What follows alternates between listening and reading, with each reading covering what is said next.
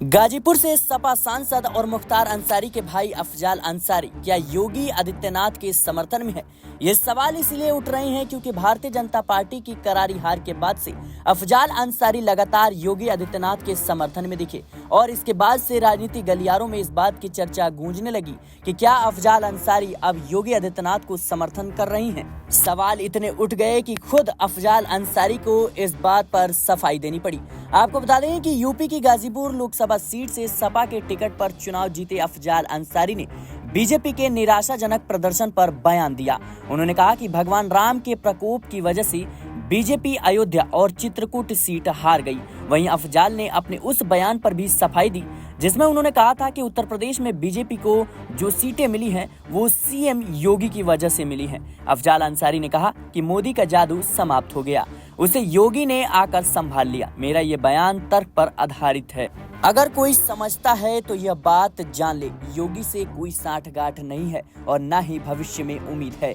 मोदी जी को जिताने के लिए सीएम योगी ने बनारस में हनुमान गियर लगाया। दरअसल अफजाल का इशारा बाहुबली डॉन ब्रिजेश सिंह की तरफ था। सपा के नवनिर्वाचित सांसद अफजाल अंसारी ने कहा कि मैंने योगी की तारीफ नहीं की बल्कि हकीकत बयां की। अब इसे कोई योगी की तारीफ समझे या कुछ और, मैं कुछ नहीं कहूंगा। अफजाल ने आगे कहा कि मुख्तार अंसारी की मौत का मामला अभी सुप्रीम कोर्ट में विचाराधीन है, जरूरत पड़ी तो उसे उच्च सदन में भी ले जाऊंगा। वहीं अपनी सजा के खिलाफ चल रहे हाई कोर्ट के केस पर कहा कि जो गाइडलाइन 17वीं लोकसभा चुनाव के लिए थी वो 18वीं पर लागू नहीं होगी। हाँ, फैसला पक्ष में नहीं हुआ तो उसे सिर आंखों से स्वीकार करूंगा। देश में रूल ऑफ लॉ है। अफजाल अंसारी ने कहा कि मेरी जीत में मेरी बेटियां एक कार्यकर्ता की तरह मेरे साथ थी। वे पढ़ी लिखी हैं, उन्होंने मुसीबत में मेरा साथ दिया।